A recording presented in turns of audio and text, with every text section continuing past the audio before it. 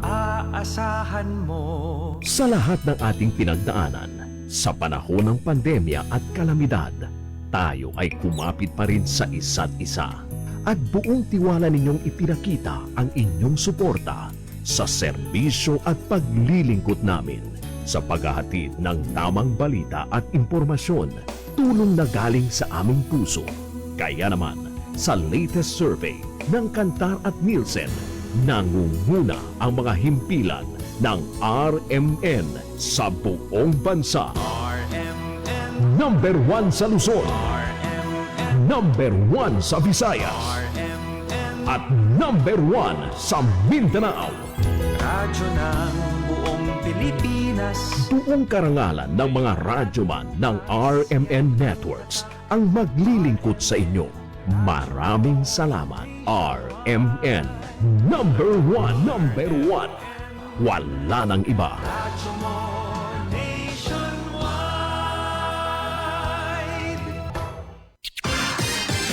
Ito ang DXMY. The Music and News FM station of RMN. Sa Cotabato. 90.9. DXMY. Oras mga kasama sa buong kapuluan, tatak alas 7:44 ng umaga. Tatak RMN. RMN News. Diretso Balitang Cotabato. Headlines. Campaign period para sa unang BARM parliamentary elections nagsimula na. Headlines. Street level individual arestado sa bypass ng CPDU sa Cotabato City. Headlines. 680,000 pesos naman halaga ng puslit na sigarilyo na bisto sa Comelec checkpoint sa LDS. Headlines. 3 individual na harang sa Comelec checkpoint sa Talayan, Maguindanao del Sur. Headlines. 24 na loose firearms isinuko sa militar, 6 na former violent extremist nagbalik loob sa pamahalaan. Headlines. International community hinimok ng MILF chair na makibahagi sa pamamatyag ng halalan sa BARM. Headlines. IDCOM pinagtibay ang mga hakbang para sa Bangsamoro Infrastructure Master Plan. Headlines. Cotabato City Scholarship Program para sa school year 2026-2020 o AY 2026-2027 bukas na. Headlines. At libu-libong pamilya ang biktima ng baha sa BARM tumanggap naman ng ayuda. RMN News. Diretso Balitang Cotabato. Magandang umaga po mga kasama. Ngayon po ay Thursday at 30 sa buwan ng July 2026. Sumasa inyo na po mga kasama ang Diretso Balitang Cotabato. Ako ang inyong magiging tagapaghatid balita, Radyoman Ebs Abang. RMN News. Diretso Balitang Cotabato. At sa detalye ng mga balita mga kasama, formal nang nagsimula ang campaign period para sa kaunaw ng BARM parliamentary elections sa ngayong araw, July 30. Kung kaya't ipinatutupad na rin ang mga itinakdang alituntunin at ang mga ipinagbabawal na gawain para sa mga kandidato. Sinabi sa DXMY ngayong umaga ni Maguindanao del Norte Provincial Election Supervisor Attorney Muhammad Nabil Mutia na bago ito ay nagsagawa na sila ng mga dialogue, briefing at covenant signing sa iba't ibang bahagi ng Bangsamoro Autonomous Region in Muslim Mindanao upang ipaliwanag sa mga kandidato ang mga patakaran, limitasyon at ang mga ipinagbabawal sa panahon ng kampanya. Tama po kayo sir, no? Ngayong 30, which is ngayong araw na ito, nagsimula na po yung ating campaign period for the first Bangsamoro parliamentary election. And since nagsimula na po yung ating campaign period, marami na pong yung mga tinatawag natin na prohibited acts. Before the campaign period allowed, no? Pero ngayon hindi na po pwede. We have been informing the candidate. In fact, these past few days na all throughout the Bangsamoro Autonomous Region in Muslim Mindanao, nagsagawa po tayo ng dialogue, briefing, and covenant signing with the candidate, even the parliamentary political parties, no? Para ma-inform natin sila kung ano yung mga pwedeng gawin ngayong campaign period, ano yung kanilang mga... Dahil dito mga kasama ay pinaalalahanan ng Commission on Election o COMELEC ang mga kandidato sa Bangsamoro Parliamentary Elections na maigpit na sundin ang mga alituntunin sa campaign period, kabilang ang tamang sukat at wastong paglalagay ng mga campaign materials alinsunod naman sa mga umiiral na resolution ng komisyon. Dagdag pa ni Attorney Mutia, simula nang magsimula ang campaign period ay itinuturing ng mga opisyal na kandidato ang mga aspirante o aspirant Kung kaya't maigpit na ipinagbabawal ang anumang uri ng vote buying at vote selling kabilang ang pamimigay ng donasyon ng mga kandidato kanilang kanilang asawa, anak, campaign manager at iba pang mga kinatawan. Unang-una, yung dapat sa yung kanilang mga campaign material, yung mga campaign propaganda, dapat alinsunod sa mga yung sukat, alinsunod sa resolution na pinalabas ng COMELEC at pati yung kung saan nila pwedeng ma-skill o magkabit ng kanilang mga campaign materials, regulated na rin. Dapat sumusunod sila dyan. Dahil campaign period na nga, they are now considered as candidates, yung ating mga kandidato or mga aspirants. Bawal na sila any form or any act may RMN News. Diretso Balitang Cotabato.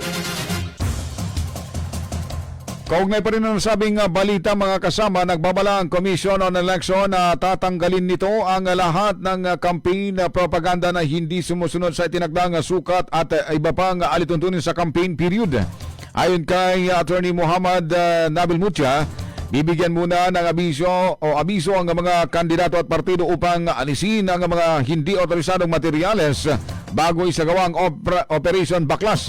Ipinaalala rin ng COMELEC na ang mga polyeto ay hindi dapat lumampas sa 8.5 by 14 na pulgada. Ang mga streamer ay hanggang 2 by 3 na talampakan lamang at ang tarpaulin naman sa mga campaign headquarters ay hindi dapat lumagpas ng 3 by 8 na talampakan. yung mga illegal or hindi nakasumusunod sa patakaran na pinapatupad ng COMELEC, nabaklas natin doon. So after we inform the candidates or the parties to remove the non-compliant election propaganda, pag hindi natin natanggal, ayaw magtatanggal dyan. The COMELEC has created a task force, no? COMELEC election officer, a member from the armed forces of the Naglaan ang COMELEC ng mga common poster area bilang mga itinalagang lugar kung saan maaaring maglagay ng campaign material sa mga kandidato. Ayon sa komisyon, may nakatalagang common poster area sa mga lungsod at hindi bababa sa isa bawat munisipalidad upang matiyak ang maayos at pantay na pangangampanya. Kasi bawat munisipyo dapat maglagay ng common poster area. At least there are 12 municipalities under Maguindanao del Norte, and the city naman, I think we have 3 common poster area. Malaki yung city. For municipalities, at least one. There should be at least one per barangay may common poster. RMN News. Diretso Balitang Cotabato. Alas 7:51 ng umaga mga kasama. Sa ibang balita naman, kulungan ang bagsak ng isang suspected drug runner makarang masakote ng City Police Drug Enforcement Unit sa buy-bust operation sa bahagi ng Purok Matigel, Barangay Rosaret 7, Cotabato City. Kinilala ang suspect na si Juhair Marabilang, 27 anyos, may asawa, driver, residente sa nasabing lugar. Nasamsam sa transaksyon ng isang maliit na plastic sachet na naglalaman ng suspected drugs na may bigat na 0.08 grams na nagkakalaga ng 544 pesos. Sa kulungan o nakakulong na sa Police Station 1 ang suspect at maharap naman sa kasong paglamang sa RA 9165. RMN News. Diretso Balitang Cotabato. Arestado rin mga kasama ang 3 individual na may dalang iligal na kontrabando makarang maharang ng Talayan MPS sa inilatag ng COMELEC checkpoint at anti-criminality campaign alas 7 kagabi sa bahagi ng Barangay Poblasyon, Talayan, Maguindanao del Sur. Kinilala ni Talayan MPS Chief Police Lieutenant Muhammad Ampatuan ang mga suspect na sina alias Murad, 20 anyos, Muads, 18 anyos at Suud, 21 anyos, pawang mga residente ng Barangay Pusao sa Sharif Saidona Mustafa MDS. Ayon sa ulat, isinailalim sa inspeksyon ng mga suspect sakay ng Black Stingray na walang plaka kung saan tumambad sa otoridad na may dalang illegal na droga at non-drug evidence ang mga ito. Na-recover sa mga suspect ang isang bag na naglalaman umano ng 4 na plastic sachet ng ininalang shabu na tinatayang may bigat na 0.7 grams na nagkakalaga ng 4,670 pesos at ilang non-drug evidence. RMN News. Diretso Balitang Cotabato. Nasabad naman mga kasama ng mga otoridad ang tinatayang 680,000 pesos o 680,265 pesos na halaga ng hininalang illegal na sigarilyo na nakakarga sa isang pickup truck sa COMELEC checkpoint sa Barangay Daguan, Kapatagan, Lanao del Sur. Dito ay agad ding inaresto ang 38 anyos na driver na residente naman ng Zamboanga City. Ayon sa pulisya, nagtangkaw manong umiwas ang suspek nang mapansin ang checkpoint dahilan upang magsagawa ng masusing inspeksyon ng mga operatiba. Sa sinagawang paghahalugog, natagpuan ng 175 rims ng pinaniniwalang smuggle na sigarilyo na nakatago naman sa iba't ibang bahagi ng sasakyan. RMN News, Diretso Balitang Cotabato. Isang 37 anyos na lalaki ang naaresto ng pulisya matapos umanong barilin ng isang motorcycle rider sa Zone 3 o Zone 2, Barangay Upper Bagger, Pigkawayan, Cotabato madaling araw. Nabatid na sugatan ng 25 anyos na biktima ng taga-Misayab matapos tamaan ng bala sa kanang bahagi ng kanyang tiyan. Sa kabila ng kanyang tinamong sugat, nagawa pa niya makatakas sakay ng motorsiklo at nakahingi ng tulong bago isinugod sa ospital sa Libungan para sa agarang lunas. Matapos makilala ng biktima ang suspek, agad na nagsagawa ng hot pursuit operation ng mga pulis na nauwi naman sa pagkaka-aresto sa nasabing suspetsado. Personal grudge ang pangunahing anggulo sa pamamaril ayon pa sa investigasyon ng kapulisan. RMN News, Diretso Balitang Cotabato. Samantala mga kasama, 24 na loose firearms na mula sa lalawigan o 3 bayan sa lalawigan ng Maguindanao del Sur ang isinuko. Kabilang dito mga kasamang 7 armas mula sa bayan ng Talayan, 7 armas mula sa Gindulungan at 4 naman sa Dato Angal, Midtimbang. Kasama na rin dito ang 6 na armas na isinuko ng 6 na dating kasapi ng violent extremist group. Ang formal na ipresenta sa militar sa pangunguna ni Brigadier General Edgar El Cato, Assistant Division Commander ng 6ID at Commander ng 6th First Infantry Brigade. Katuwang ang 1st Mechanized Infantry Lakan na Batalyon sa pamumuno ni Lieutenant Colonel William Sabado. Samantala, ang mga sumukong dating kasapi ng violent extremist ay nakatanggap ng agarang cars at rice assistance mula sa mga lokal na pamahalaan, Department of Social Welfare and Development o DSWD at Ministry of Public Order and Safety o MPOS bilang suporta sa kanilang pagbabalik loob sa pamahalaan at sa kanilang muling pagsisimula sa komunidad. RMN News, Diretso Balitang Cotabato. Oras mga kasama, alas 7:55 ng umaga. Tatak RMN. This time check is brought to you by Milo. Drink Milo every day. Ngayong September 14, panahon na para piliin ang partidong may malasakit, may prinsipyo at tunay na naglilingkod sa bawat bangsamoro. Piliin ang UBJP. Number 13 sa balota.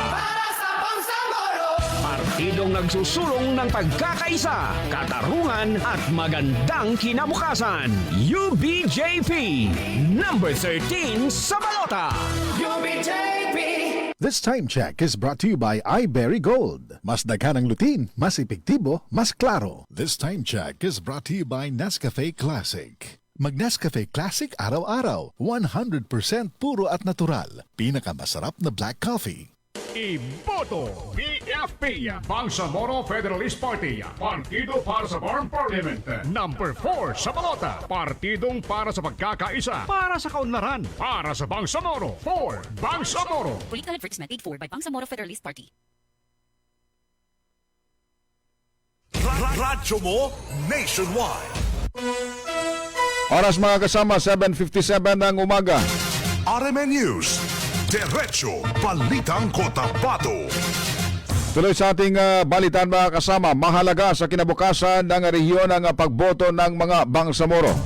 Sa kanyang pagharap sa International Press Conference sa Istanbul, Turkey, nitong July 25, 2026, inihayag ni Moro Islamic Liberation Front of Central Committee, MILFCC Chairman at United Bangsamoro Justice Party, UBJP President Alhaj Murad Ibrahim, ang kahalagan ng aktibong pagkikilahok ng bawat mamamayan sa nalalapit na BARM parliamentary elections na anya ay hindi lamang isang karapatang nakasal sa konstitusyon kundi isang mahalagang pananagutan. Ang pagboto ay nagsisilbing paraan upang mapangalagaan ang mga tagumpay ng prosesong pangkapayapaan na pinaghirapan ng maraming taon. Kasabay nito, hinimok ni Ibrahim ang international community na makiisa sa pagmamasid at pagsusubaybay sa buong proseso ng BRMM parliamentary elections upang higit na mapalakas ang kredibilidad ng halalan at matiyak na ang magiging resulta nito ay tunay na sumasalamin sa kagustuhan ng sambayanang Bangsamoro. As Bangsamoro, our right to vote is not merely a constitutional right. However, it is also our responsibility to protect the gains of the peace process and ensure that our future generation inherit a stronger and more peaceful and more progressive Bangsamoro. Today, I speak on behalf of the Bangsamoro people in front of our respectable international community. We call upon you to observe and monitor with us the electoral process to help ensure that the electoral of 150,000 voters RMN News, Diretso Balitang Cotabato. Samantala mga kasama, umabot naman sa 1,000 sako ng bigas at 1,000 rin na food packs ang ipinagkaloob ng Sam Kits dyan sa bayan ng Sharif Saiduna Mustafa. Ito ay pinangunahan ng tanggapan ni Member of Parliament Attorney Kitem Kits Kadatuan Jr. matapos ito ang makapagkaloob ng nasabing tulong na tiga 10 kilong bigas at 1,000 food packs para sa mga benepisyaryo sa nasabing munisipalidad. Tinanggap ang nasabing ayuda sa ngalan naman ni Municipal Mayor Dato Sajid Andre S. Sampatuan ni Municipal Treasurer Mama Tanto Eigaro. Ayon sa tanggapan ni MP Kadatuan, bahagi ang pamamahagi ng tulong sa patuloy na layunin ng programa ng Sam Kids na makapagatid ng agarang ayuda at mapalakas ang kapakanan ng mga pamilyang Bangsamoro sa iba't ibang komunidad sa rehiyon. RMN News, Diretso Balitang Cotabato. Magandang balita naman ito mga kasama para sa mga estudyanteng Cotabateño. Opisyal na nga tumanggap ng mga aplikasyon ng Cotabato City Scholarship Program na naglalayong mabigyan ng tulong pinansyal ng mga karapat-dapat na mag-aaral upang maipagpatuloy ang kanilang pag-aaral. Hinihikayat ang lahat ng interesadong aplikante na magtungo sa kanilang barangay hall upang kumuha ng application form at kumuha o makakuha ng kumpletong impormasyon tungkol sa mga kwalifikasyon, mga kinakailangang dokumento at tamang proseso ng aplikasyon para sa programa. Upang maging karapat-dapat sa Cotabato City Scholarship Program, ang aplikante ay dapat na may general average na 85% o mas mataas. Walang marka na mas mababa sa 80% sa anumang asignatura. Kasalukuyang naka-enroll sa isang paaralan sa loob ng Cotabato City. Ayon pa sa anunsyo ng Youth Development Office, ang deadline ng pagsusumite ng barangay endorsement ay hanggang sa August 7, 2026. RMN News, Diretso Balitang Cotabato. Patuloy rin po mga kasama pag-aatid ng relief assistance sa iba't ibang bayan sa Bangsamoro Autonomous Region ng Muslim Mindanao para sa mga residenteng naapektuhan ng malawakang pagbaha, kabilang sa mga nakatanggap ng tulong ang pamilya sa Sultana sa Barungis, Datumuntawan, Pagalungan at Paglat sa Maguindanao del Sur. Sa isinagawang relief operation na mahagi ang mga otoridad ng libu-libong sako ng tiga 10 kilong bigas, food packs at hygiene kits upang matugunan ang agarang pangangailangan ng mga apektadong komunidad. Prioridad na nabigyan ng ayuda ang mga lugar na lubhang sinalanta ng pagbaha. RMN News, Diretso Balitang Cotabato.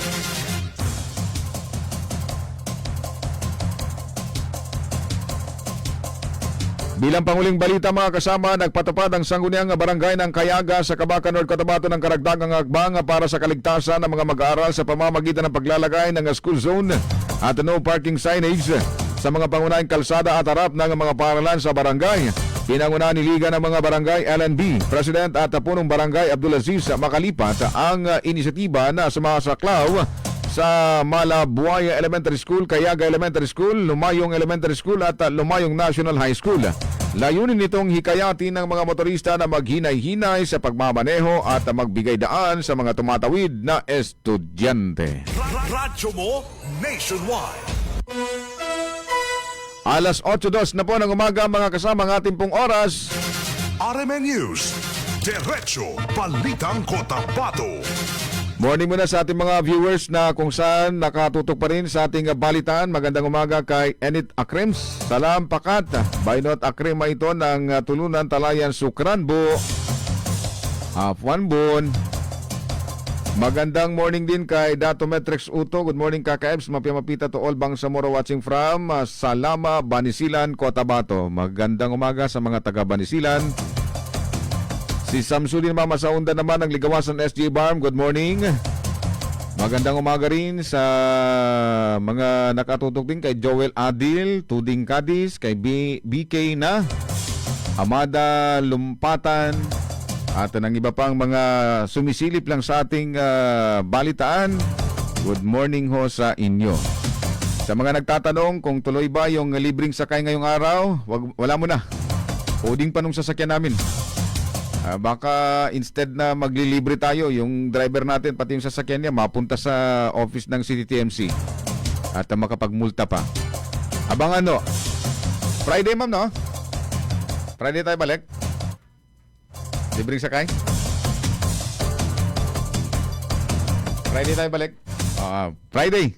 Abangan kami kasi maraming nagpadala na ng kanilang concern ma'am na sabi, paranas naman DXMY sa pampalubag loob na yan. O yung pampagana daw nila, yung nakita kasi nila may mga cash prizes, may sabon and then ayuda pa. So abangan no kami ha.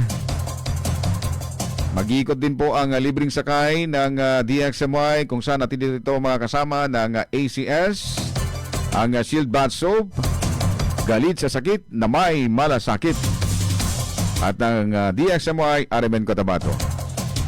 Mga kasama, yan na po ang kalipunan ng ating mga balitaan ngayon pong araw ng Thursday, Kamis Pansaguna, at 30 ho mga kasama sa buwan ng July 2026. Unang araw naman ang pangangampanya para sa BARM Parliamentary Election. Sa mga supporters, maging anumang partido yan, hinay-hinay lamang at ilatag lamang po ang plataforma di gobyerno ng inipong mga kinakampihang partido para wala na hong mangyari pang gulo. Basta't mga kampanya lang tayo para magiging matiwasay, mapayapa at masasabi ng taga-ibang region na tayo dito sa Bangsamoro region ay sumusunod sa mga alituntunin ng security forces at ng COMELEC na dapat gawin no sa araw ng pangangampanya. Hanggang sa alala na po, dahil nakatutok ko lahat sila mga kasama mula national hanggang dito. Dahil tayo lang yung may special na election sa darating na September 14, 2026. RMN News. Sa ngalan ng ating mga partners, mga kasama sa ating news center, Radyoman Daisy Mangod, Radyoman Judy Mapalaw sa technical digital naman, Radyoman Ricardo Kuya Eric Madamba Jr. at si Radyoman Chief Alvin Casillon. Sa ating pong kapartner, ating station manager, Radyoman Sir Erwin Kabilbigan. Wag ko kayong alis mga kasama, ang programang Doka na ba to susunod na mo. Kasama dyan si Radyoman Sir Michael Suwan at Radyoman MP Dr. MH Minister Dr. Kadil Jojo Sinulinding Jr. Ang ini pong Radyoman, Ebs Abang, magandang umaga, tatak, RMN. Radyo mo nationwide.